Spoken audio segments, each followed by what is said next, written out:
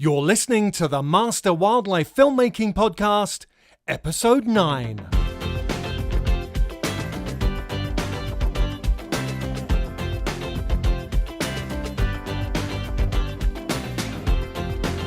This episode, I'm talking with the Maverick wildlife filmmaker, Kim Wolhuter. Kim had the good fortune of spending his early years growing up in the wilds of Africa on the Kruger National Park, South Africa, where his father, Henry Wolhuter, was the head ranger. After 2 years national service in the South African Mounted Infantry and a degree in grassland science, Kim entered the wildlife arena managing a game farm in Botswana. Later he served as senior warden on the Mala Mala Nature Reserve in Swaziland before taking up wildlife filmmaking. Today he finds himself following the family tradition, although in a slightly different way, making documentaries of Southern African wildlife.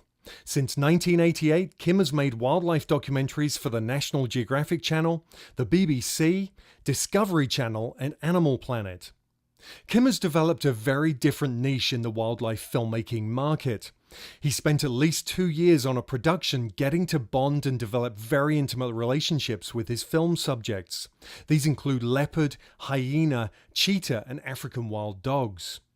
Through these intimate alliances, he has not only been able to document the animals' lives up close and personal, but people are seeing these animals in a way they've never seen them before, and are able to engage more with the animal and almost feel what it's like to be that animal. Kim walks, runs, hunts and sleeps with these animals, so much so that they completely accept his presence.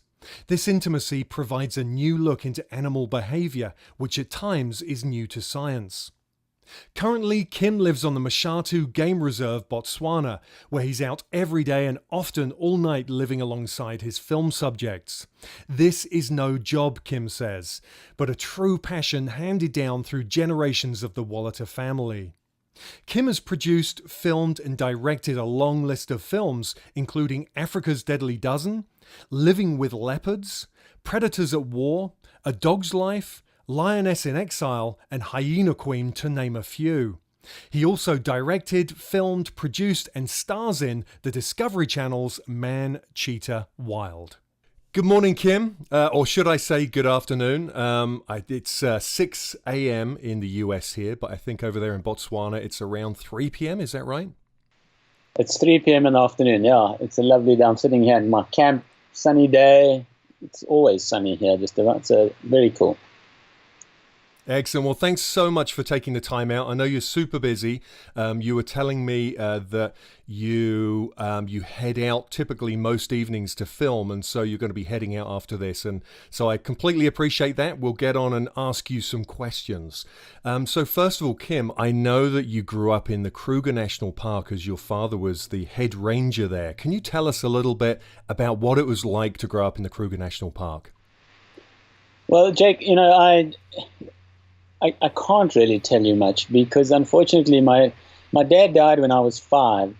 So I only had my first 5 years there and, I just really didn't get around. So it's been a very different, I didn't get that much, I don't remember much of it. My grandfather was the very first game ranger there and he was a bit of a legend for, he killed an adult male lion when they pulled him off his horse and he dragged him off and he killed him with a knife. But other than that, my memories and stuff of Kruger are very limited. And I worked at Mala Mala for 10 years, I was based 15 minutes away from where I grew up. And that's about the closest I've really been back to Kruger. I've been back a few times, but I don't really know the place, unfortunately. And that's very sad because, it's in our family. The Wolhuter legacy comes from Kruger, and I should be doing more than. So did you have much contact with animals throughout your younger years, or did that happen? Did that kind of evolve later on in life? No, I didn't really have much interaction in my but when I was at university, I couldn't get a job, and we knew of this guy in Swaziland, and I said to my mother, can you phone that guy and tell him I'll come and work for him for free? And this is a guy by the name of Ted Riley. Now, Ted Riley started all conservation in Swaziland. Swaziland is a very small country that's almost surrounded by South Africa. And they were losing a lot of their wildlife, and Riley stepped in the early 60s and went to the late King and suggested that they do something about it. And so and he developed all these parks in Swaziland. And so I spent all my university holidays working with Riley. Now, Ted Riley, he's a tough guy. And I learned, I mean, he has to be my greatest mentor, because I learned everything from, digging holes, putting in poles, chopping down trees, bush clearing, to game capture, to animal husbandry, to, all that stuff. And even filmmaking. And strangely enough, the day I arrived there, my car had been giving problems on the way, and I got there really late one evening. The reserve was all closed, and I stopped in at a farmhouse and said, how do I get to Riley? And they organized it, and he arrived, and he said, get in the car. He wasn't impressed. And he was with his brother-in-law, who's actually a filmmaker. And we went off and we were filming frogs for that night. And even then, it never occurred to me as a career for me. I was involved in wildlife management, and I wanted to be. At the time, I was studying a BSc in grassland science, range management, ecology, that sort of thing. And so I had visions of doing what my grandfather and my father did. And yet that very first night there, ironically, we went filmmaking. But never in my career never in those early days did I think of filmmaking as a career. It just didn't enter my mind. And I've never had any training in that field either.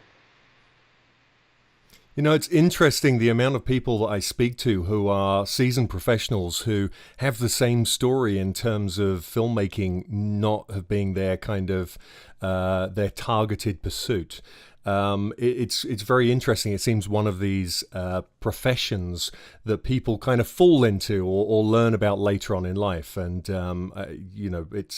it seems to be that kind of industry that evolves, to get into being a filmmaker, a wildlife filmmaker. Now, you have made numerous documentaries as director, producer, cameraman, assistant camera. Can you tell us, there's too many to list. There's so many on your website. Now, I think, am I right in saying it started around 1988 with the Sisterhood, with Spotted Hyenas? Yeah, well, exactly. So that 1988, we did the Sisterhood up in the Okavango Delta in Botswana. Now, Richard Goss, I was a warden of a reserve in Swaziland at the time. And Richard phoned me up and said, hey, Kim, don't you want to come filmmaking? And I said, no, why would I want to do something stupid like that? I'm not interested. And at the time, I was, I'd actually just caught the legal advisor to the board that I was working for. I'd caught him poaching on the reserve. I had issues with the chairman that he was having corrupt dealings with stuff. So they were really trying to nail me.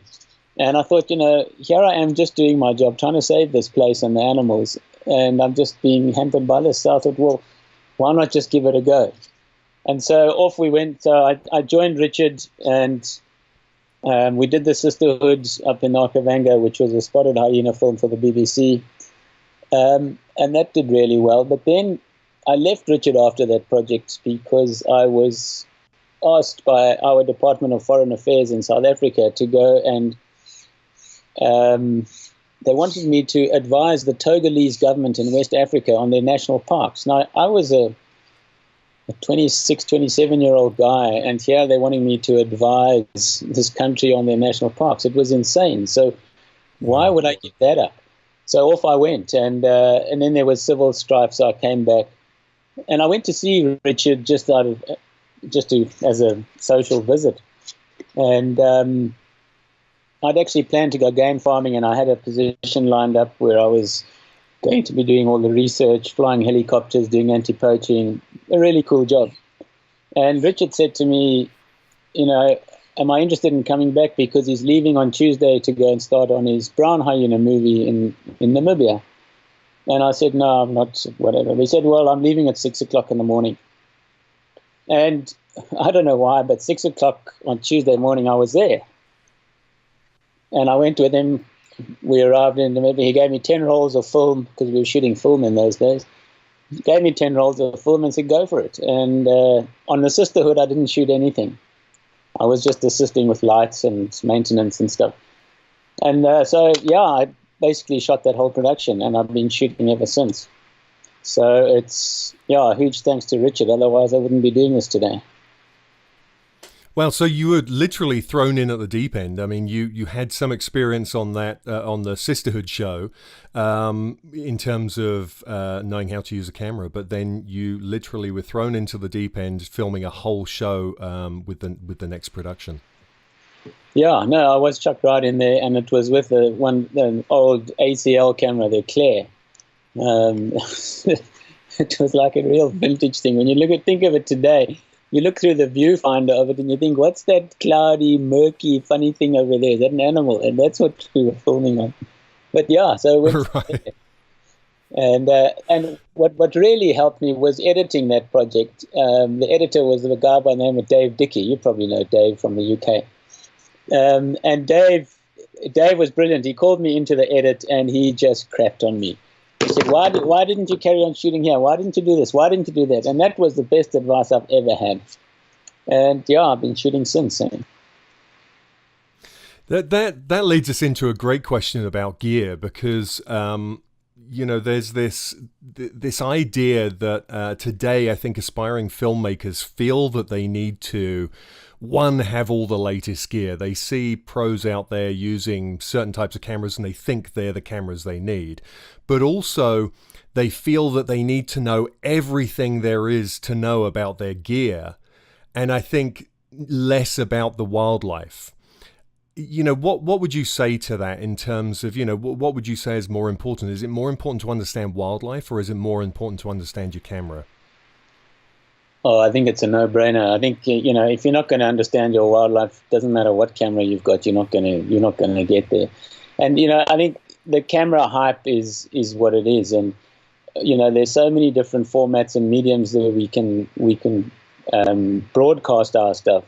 I mean, I have a blog on Facebook, and I put up images and stuff there. And I put up pictures, just photographs, for instance, of whatever it is shot on my cell phone. And the people are saying, what camera you got? What lens you been using? And just on my cell phone, guys. So, I think the problem we're up against is that your big broadcasters are dictating what they want, and they're all going 4K, 6K, 8K, or whatever it is now. It's just going through the roof. And unless you're shooting on that, you're not going to get in with the big broadcasters.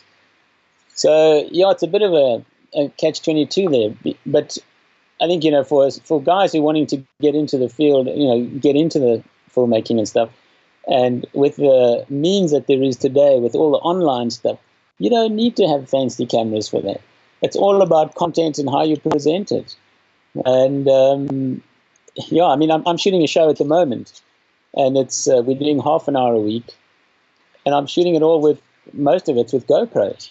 Okay, they're 4K GoPros, but they're GoPros, and nothing fancy, no big lenses. It's all just simple stuff. So yeah, I think without understanding animal behavior, I think you're a bit stuffed. And I was at Wild Screen Film Festival many years ago, and this guy came to me and he said, "Oh, I've just finished my 4-year degree in zoology, and before that, I did a 4-year degree in filmmaking."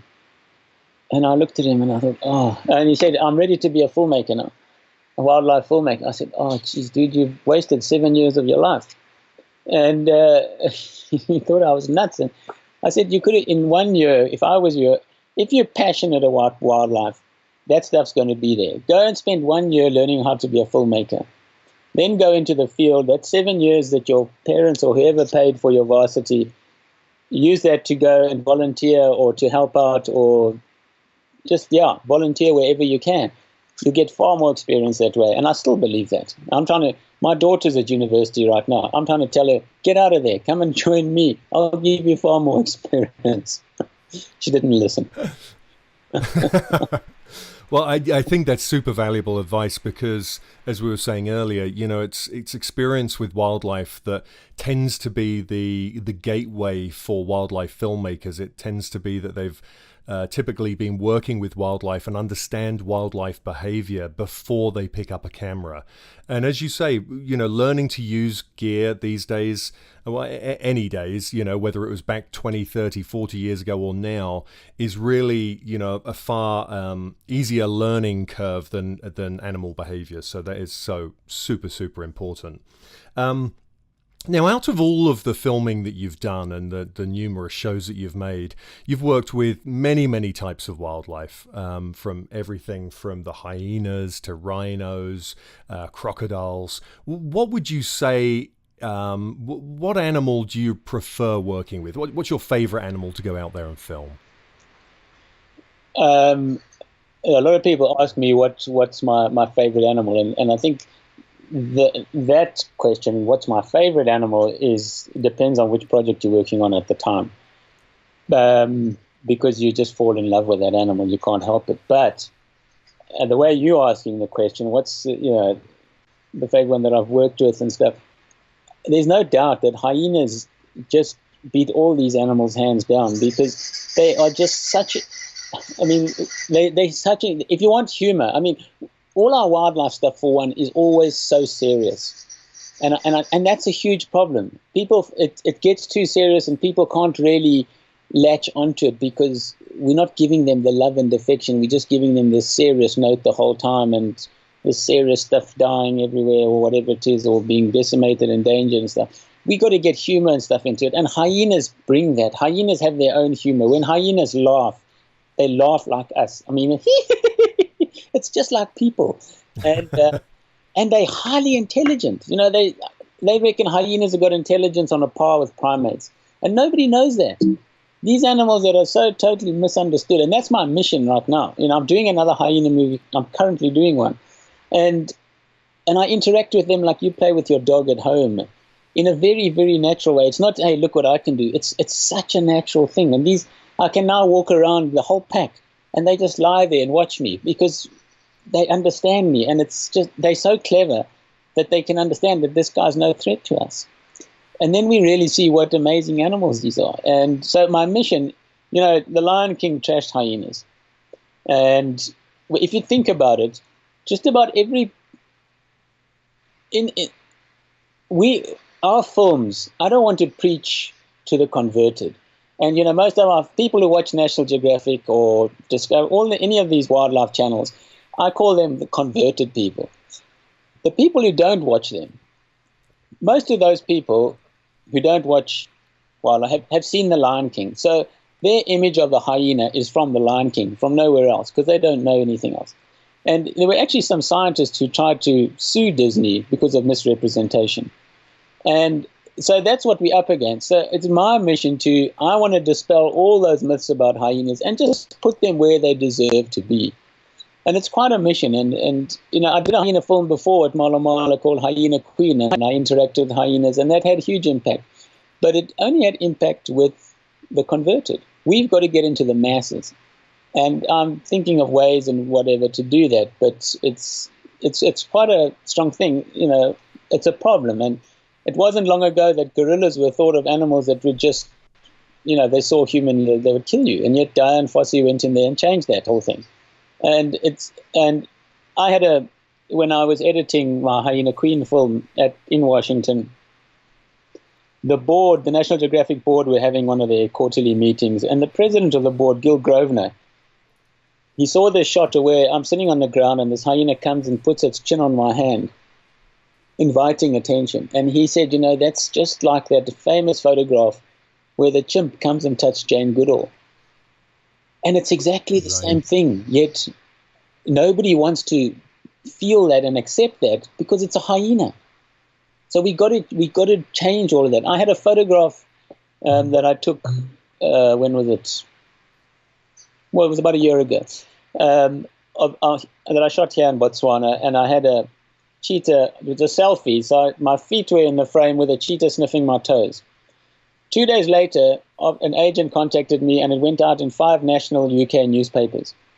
Now, a few months before, the same agency contacted me because I had a photograph, a selfie of a hyena sniffing me, and our noses were about an inch apart. They've never been able to sell that photograph until recently, when it went out as one of the 10 most dangerous selfies ever taken.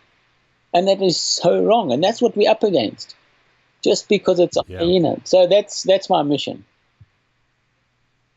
Yeah, it's a super interesting subject. I know, it's a hard sell when so many creatures these days, especially some of the shows that go out, which are demonizing many animals, making them look way more dangerous than they are.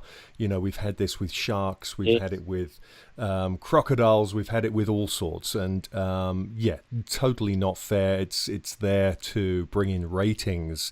I think people don't realize you're far more likely to be in a car accident than to get bitten by a shark, right? But if you watch any of the shows that are around today, you would have the opposite opinion that, every time you set foot in the water, you're at risk of being bitten.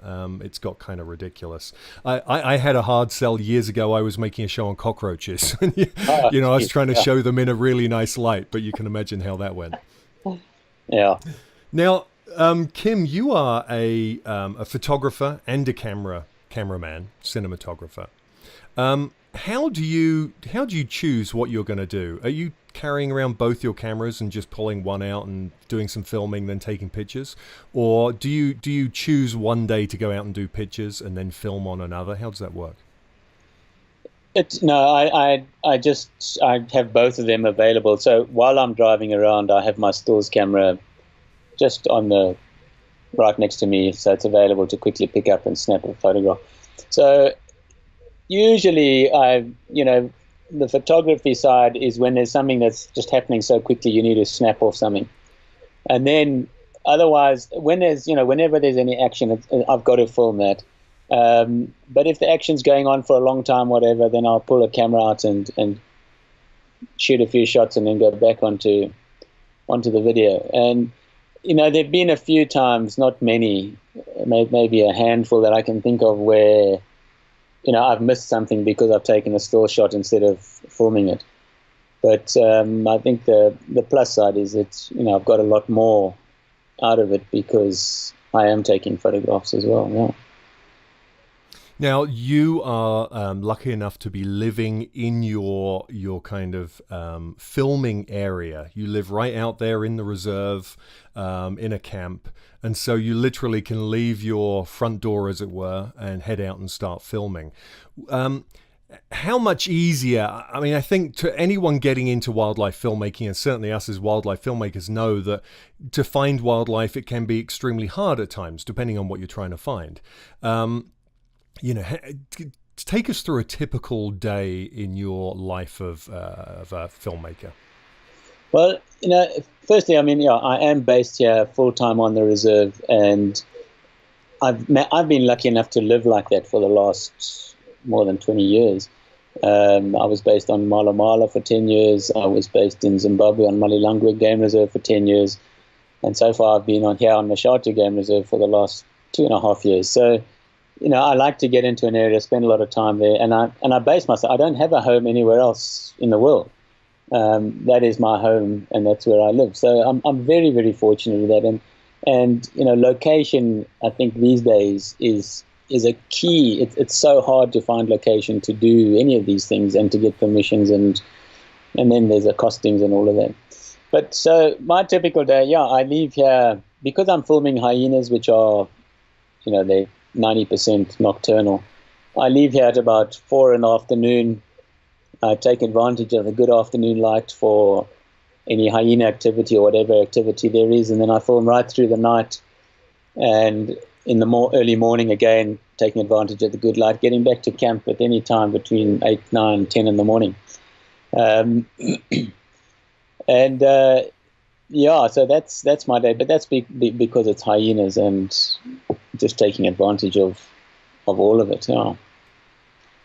Well, that's fantastic. And I should say, I started that question by saying you're lucky enough. And I should actually just address that and say, it's not luck, it's choices. It's the choices we make, and your choice is to live there and be in a beautiful place where the wildlife is. But that's certainly not luck. That is a choice. And I've been very selfish in that I know a lot of people filmmakers, guides, whatever, who've got into the wildlife, this wildlife world, and then found that when they get married and they have kids, that they have to move to town. And I was extremely selfish and said that, to my wife, that there's no ways, I'm not moving to town. That'll kill me. That won't, I won't be who I am. And so I've managed to stay out here and do what I do and live this life. And then the kids have to go to boarding school. Well, my kids didn't, but because my wife moved to town. But those are the problems that one's always up against. And as I say, I was selfish, and I've maintained my lifestyle. Now, you are known as the Maverick Filmmaker.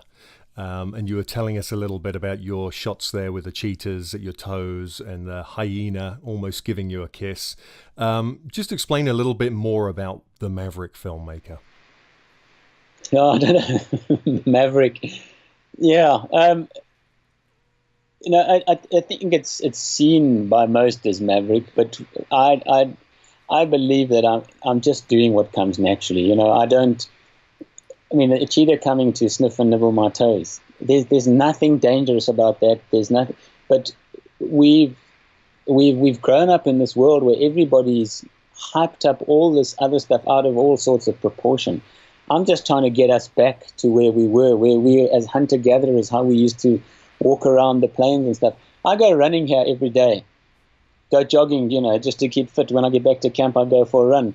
I don't carry a weapon with me, and that's the other thing I want to mention. It's to be able to do what I do, it's crucial that I don't carry a weapon, because I need to react with animals one-on-one. So when I'm working with my hyenas, there's nobody. If there's anybody with me, there's no weapon. There's never a weapon around, and the animals sense that, because when you carry a weapon, you have this attitude.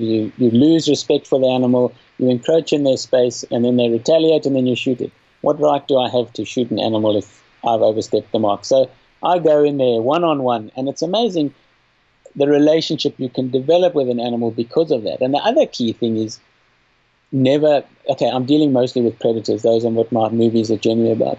Never, ever feed the animal or tamper with their food. Don't even touch it. And once you do that and you work like that, I only realized this when I was doing my cheetah film and now back on hyenas. The relationship you develop, you will never have the same relationship that you even have with your cat or dog. Now, what I do with my hyenas and my cheetah, I play with them like you play with your cat and dog.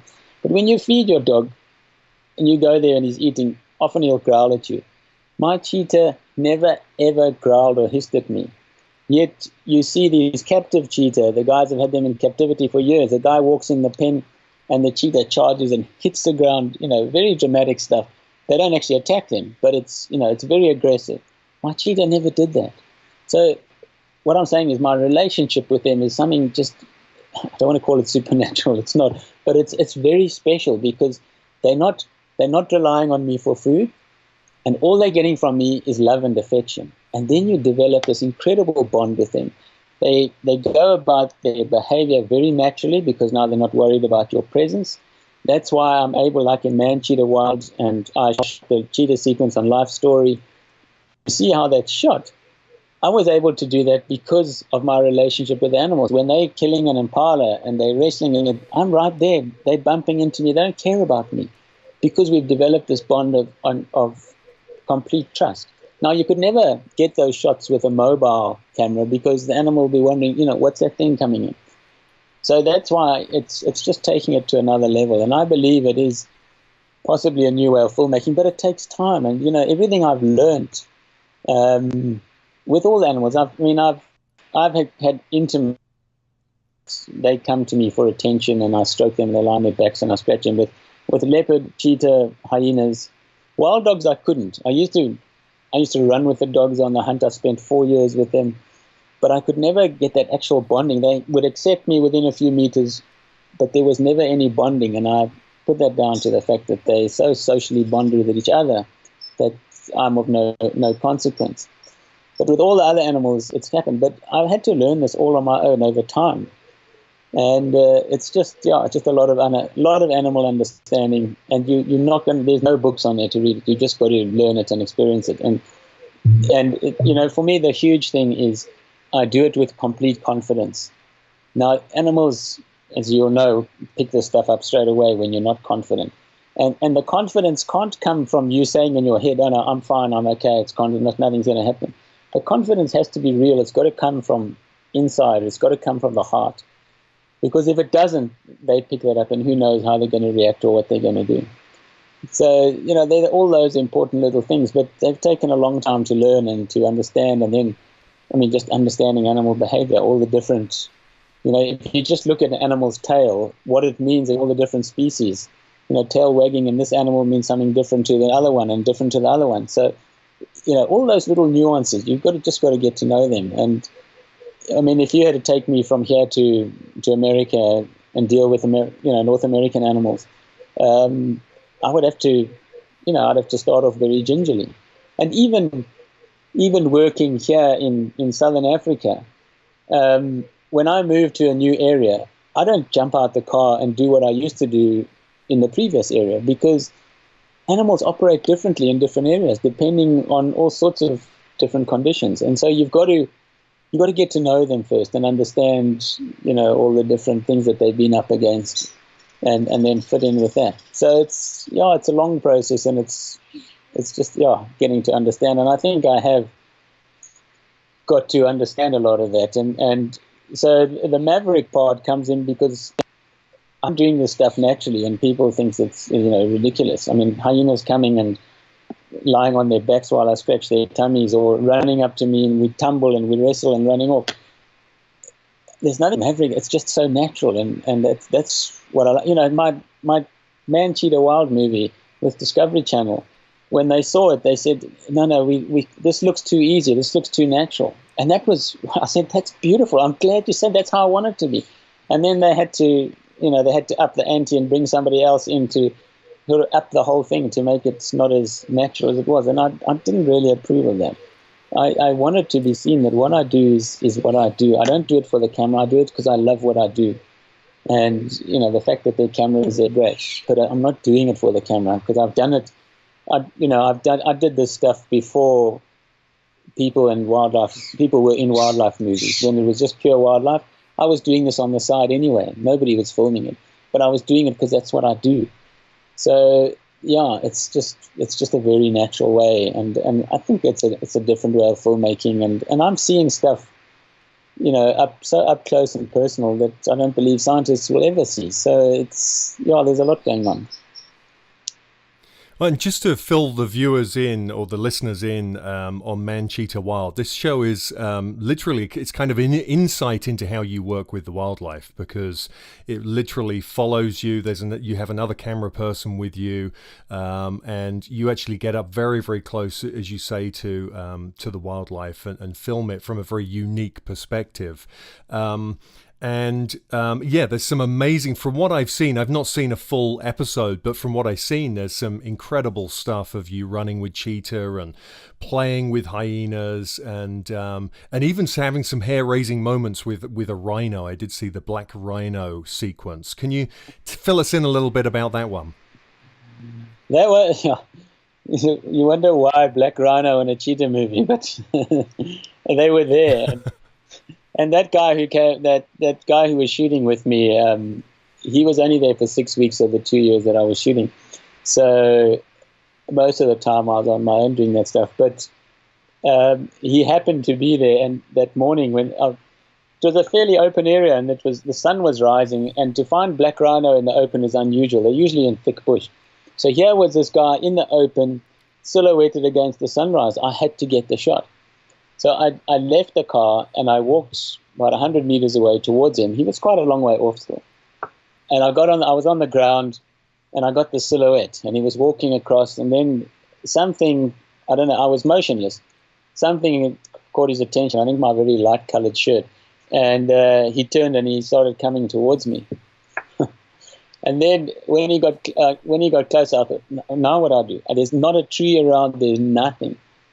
So I got up from the camera, I left my camera there, and I jumped behind this little tree it was about 3 feet high. It was nothing. I don't know why I even bothered. And I stood there, and he came closer, and then he started walking towards my camera, and I thought, geez, dude, if you squash that, I'm going to be very upset. And he got to about 10 meters, and then his attention came to me. He gave up on the camera, and he started walking towards me, and he gave a little mock charge. And then he stopped 5 meters away, and I thought, now if he comes again, I don't know what to do. So as he gave another little, started to come, I lunged forward, clapped my hands and shouted, and thankfully he spun around and buggered off. But it was touch and go, and it wasn't planned at all. I mean, I just wanted a silhouette, dude. You don't have to do that. But yeah, it was scary. And of course, you know, those things are highlighted in the show because I think you touched upon the fact that for you, this is your normal behavior out doing what you do. But for TV, of course, those things are highlighted because, you know, they want it to be dramatic to sell the show, to have viewers' eyes on it. You know, what's your personal feeling about the drama that's portrayed in wildlife shows these days? I mean, this is a fairly new thing in the last probably 10 to 15 years or so, where it's really more about reality drama than about the wildlife a lot of the time. You know, do you think that's going to be a thing of the future, or you know, what's your personal view on that?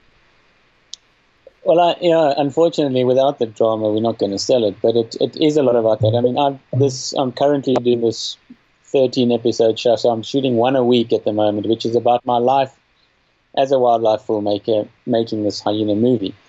And I've got 6 GoPros on my vehicle, and an Osmo, and I'm also shooting with my big Panasonic 4K. So I'm fully rigged out to film me, and it's a one-man show. And I was out in the car the other day with my hyenas on an eland carcass, and they were feeding all around me, and then out of nowhere this big male lion charged in, totally unexpectedly, and he grabbed a hyena 4 meters away from me and killed it. That's pretty serious drama, and you know, that sort of stuff sells a show.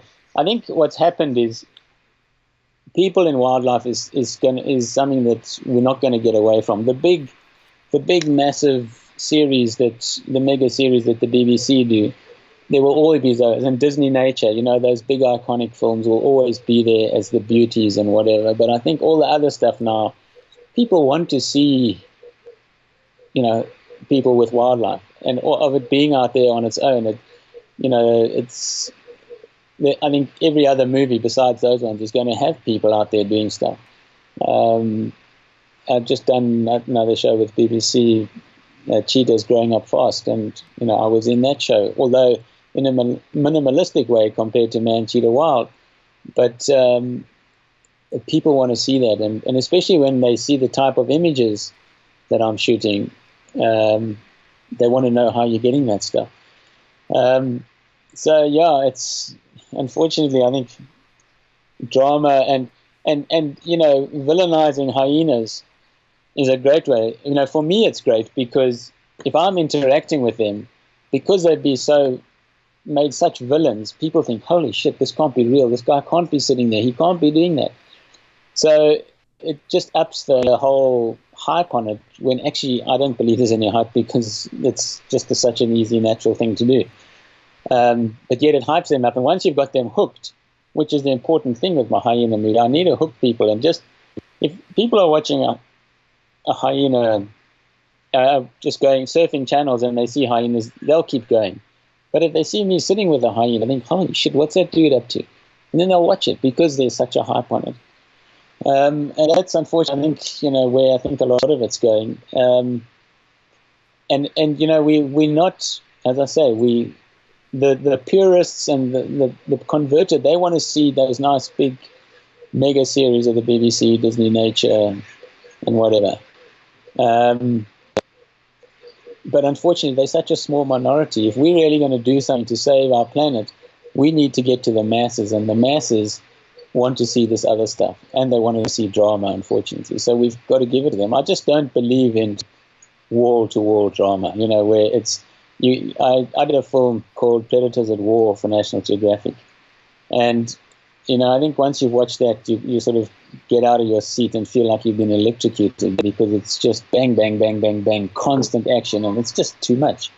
I love the way that especially the Europeans do movies, where things settle down a lot more. They let things settle down, play out, and then it comes and you have your dramas. Just a gentler way of doing it. It can't just be war, because it's not like that out there. It's not wall-to-wall action. I mean, as you know, you sit there for days and you can shoot nothing, and then suddenly stuff happens. So yeah, it's, and I think, putting people in it just makes it more real than where it was in the past, where you could put two people together and they could edit a movie and come up with something totally different. By putting people in it, it does, to some degree, I think, balance it. Yeah. So, how have you got your shows? These newer shows where you're the talent in there, you're also directing, producing, and you're the cinematographer. How did you? And I was going to say, how did you sell those shows to the networks? But maybe you didn't. Can you just explain a little bit about how these shows came to fruition? Did a network come and contact you, or did you actually approach them with a proposal? Well, firstly, all those titles I do, but I only get paid for one of them. But I was approached by a network to do something like this, and it's taken us about a year to get off the ground, and it's something that nobody else is doing, and it's something new. So it was a chance we took. And as I say, we're producing one show a week. It's all shot by myself. So it's a very different thing, but it's very real, and it is reality, and it's behind the scenes of making my hyena movie. And hopefully through this, it will obviously promote the final movie as well.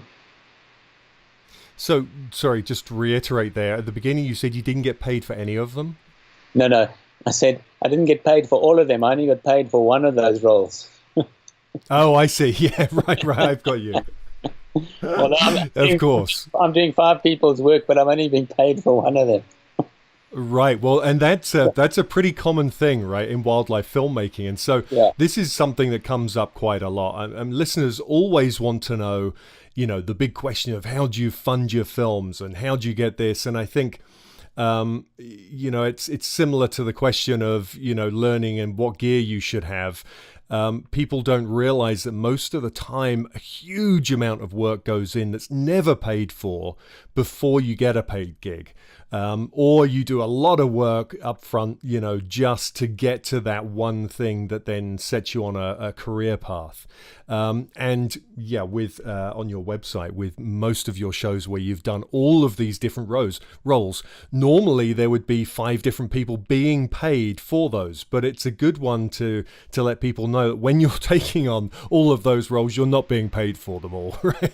You are just getting the one. Yeah. Yeah, exactly. And the way I work is, for anybody to get a movie commissioned, is a really hard thing. And so I often end up shooting half or 3/4 of the movie before I get it signed up. And the other thing is, I take up to 2 years, because I develop these bonds with the animal first and have to go through that whole stage before I'm able to really get all the cherry stuff. So my projects will take 18 months to 2 years to shoot. Now, I know a lot of movies, wildlife movies, 1 hours, guys go out there for 5, 6, 7 months and they've got a movie. Now, they're being paid the same as what I'm being paid. And so, it's not easy when you're spending that amount of time. Now, for me, a lot of what I do and why I do is it's the lifestyle. I love what I do. I love being out here. And so I'm just trying to, find a means for me to live this lifestyle. And also, when you're living a lifestyle like this, you can't be selfish with it. And I feel like I have to share it with the world. The film and photography provides the means to do that.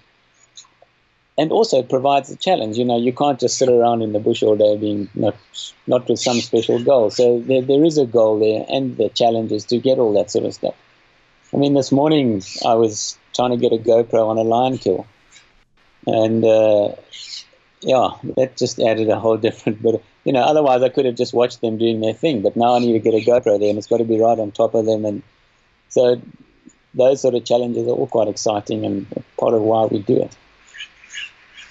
Yeah, and I think that's probably the best answer. Is it's a lifestyle, and it's not a. I think many people get into this expecting to be paid an hourly wage, and see themselves driving across Africa for a year and being paid every hour. And of course, that's not the reality of it at all. Most of the time, there's a set amount of money coming in for a show, and that's it. And I think we've all been there when we've gone way over budget, and we end up spending most of our own time to finish a show or to get the shots we need, and that is just the reality of it. No, exactly. Yeah. Now, just going back to that, when you say that you get most of the show together before ever approaching them. So now you've filmed a bunch of your footage. Do you edit it yourself? Do you get it into a place where it is a kind of teaser for a show before you approach a network? Yeah, I do that, and I do put the teaser, but I don't try and put together a whole 1 hour, rough cut or whatever. I don't get that involved in it. I have a couple of times spent 3 months in an edit, and I don't want to do that again, because it's, spending 3 months in Washington for me is it's not fun. I want to be out here doing what I do and enjoying that. And with technology today, I mean, like I'm talking to you right now on Skype. We can upload stuff. So guys are editing in Washington. They can send me a cut tonight. I can have a look at it and give feedback. So I don't need to be there anymore, and I don't want to be in the edit suite. I'd rather be out here doing that stuff. On my Hyena Queen film, I shot for a year on that, and I just done Predators at War film for National Geographic, which when it went out was their highest rated movie. Straight after that, I took them this hyena movie idea. They didn't come to the party on it. And eventually, after shooting for a year, I went to Jackson Hole Film Festival with a little promo, and suddenly everybody wanted the show. And then Geographic took it. So, yeah, you just never know with these things. And, as good as it is having your last show being the highest rated or whatever, or winning Emmys and things, I suppose they give you a little bit of credibility, but I still don't know what it is that actually gets things properly signed up when we do. I don't understand the business. And also, because I'm only doing a movie every 2 years, so it's not like other guys who are doing like 3 movies in 2 years. It's I'm not in that whole ball of buying or selling movies. It's a different thing for me. It does seem that there isn't one set formula, and I think that's important for people to know that it very much depends on timing, what's going on at that time in terms of selling or pitching a show, and also the individual you're pitching it to. I mean, we're all different. We all like to see, different things. And a lot of the time when these commissioning editors change their roles and new people come in, they look for new type of content. So it is that, there isn't this one thing that is going to get taken up. People are always looking for very different shows. And you mentioned the film festivals there and going to Jackson Hole. And I always like to talk about the festivals because they play such an important role. And you just mentioned there that you took a promo and you got it taken up, and probably, many that weren't taken up, because that's the reality of it, right? But just explain, what you feel about film festivals and, why it's worth going to those. Well, yeah, I think it is, and just to get known. In the early days, I'm talking, so I've been filming nearly 30 years now, but in those early days, I worked for Richard Goss for 6 years, and then I went out on my own. And I went to Survival Anglia, you'll know them in the UK. And I sat down with them and I showed them a film that I just shot. Before that, I said to them, look, here's a treatment to do. There's a film on jackals. Are you interested in stuff? They said, yeah, this looks good, but we don't have any slots available. Come back and see us next year. So I said, well, I've just shot this movie. Please can you just watch it and so you know what my work's like and whatever. So 2 producers sat down, watched the movie, and they said, oh, well, maybe we can fit you in here, or maybe we can fit it in there. And it was the fastest contract I ever had. 2 months later, I had a contract. Now, that's because I had a product.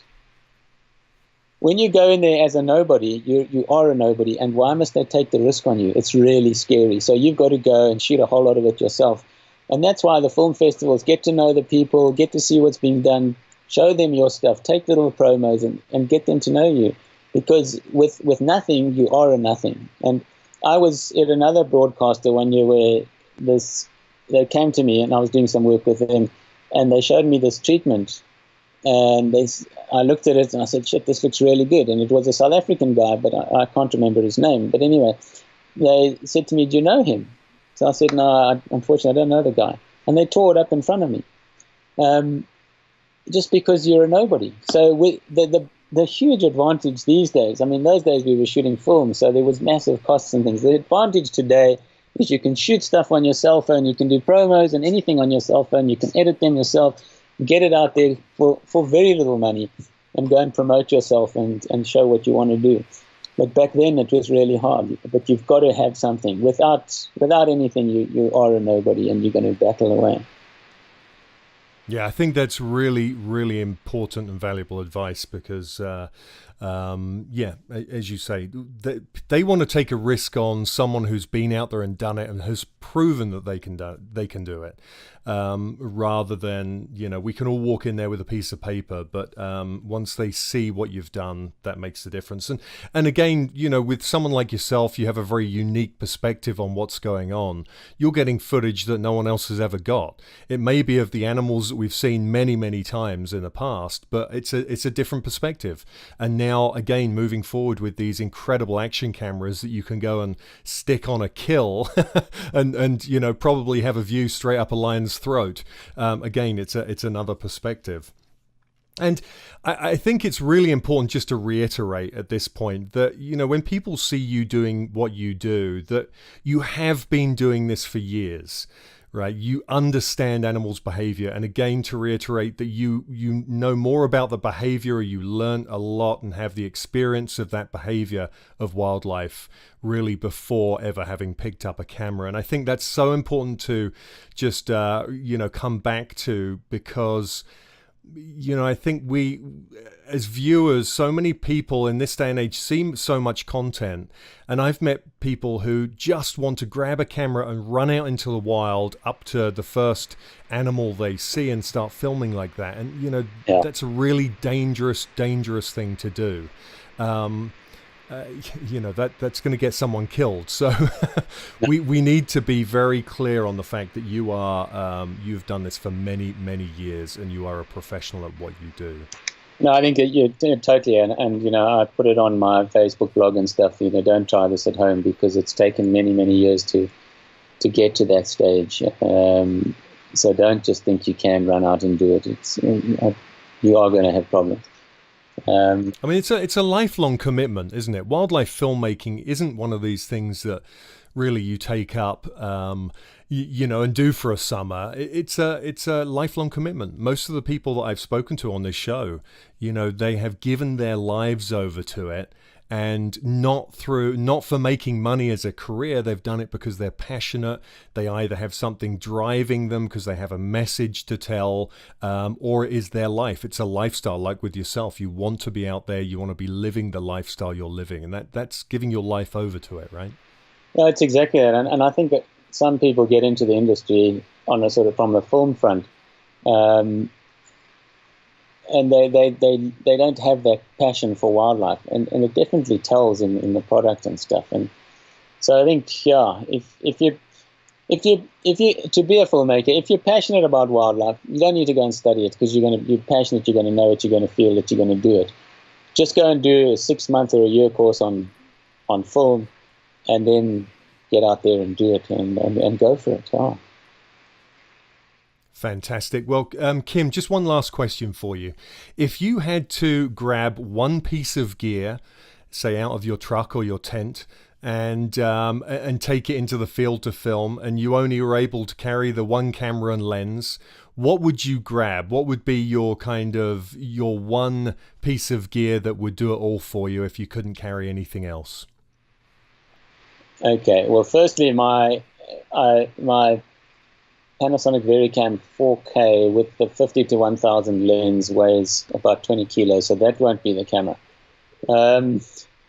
I've just got this Osmo, and an amazing little camera. So for doing all your moving shots, your selfies while you're moving, for getting in close, I think for today, for my style of filmmaking, the Osmo would be the camera I would take.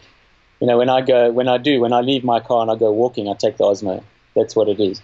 I don't need anything else. That's doing it all for me, and it's rock steady, and it's just brilliant. Wow, and that's under $1,000, I think, these days. Well, yeah, exactly. But I'm saying for my type of filmmaking, So yeah, it's very specific. Absolutely. Well, it's always interesting because, I still love, I have an array of cameras now, but I still love the little ergonomic camcorders, which, throughout my career, we use those extensively as like a B camera. And I still have a Sony EX1R, which is kind of old now, but in today's technology terms. But they're just so easy to use when you can just jump out of a vehicle and grab some very fast, quick shots and turn it around on yourself and do selfie type stuff. Yeah. I love those cameras. They're great quality, and you can get everything you need really fast. And I think so many people are struggling these days because they buy DSLRs and they buy, a lens, and then realize the lens isn't really what they need. And then they need a whole support system and, something to record audio. And suddenly they wanted to go simple. So they got a DSLR and they ended up with this gigantic rig that looks like a Meccano set. Oh, I hate those things. Those DSLR, They just bug the hell out of me, because it is, you can't just have the camera. You got to have this whole rig, and you think, well, why don't you just get a proper camera instead of playing with that? Yeah, I hate them. And then you can't focus properly, and it's a nightmare. So no, I don't go there. And I'm going blind now. I can't see properly. My eyes are stuffed. So Osmo does it all for me. Well, there you go. Well, that's fantastic. Kim, thank you so much for taking the time out of your day. Where are you headed next? What's coming up to? It's got to be coming up to 4:00 in the afternoon now. Where are you going next? Yeah, I'm headed out now. I'll be going up, seeing there's a lion kill still on that eland. I'll see what they're up to, and then I'll head up to Hyena Den. There's some young cubs in there, and some of my friends, so I'll go and hang out with them. The moon's nice and full tonight, and when the moon's up and it's full and bright, I don't need lights. I'll walk around with them, and it's just super cool. Fantastic. Well, take care out there, and thanks for your time again. Really appreciate it. Jake, thanks a lot, man. Really appreciate it too, man. Cheers, eh? If you've enjoyed this episode of the Master Wildlife Filmmaking Podcast, then please leave a rating and a comment, and remember to subscribe to keep up to date with the series. You can find out more information on wildlife filmmaking at masterwildlifefilmmaking.com, where you'll find valuable free resources like downloadable reports and video tutorials. Thanks for listening.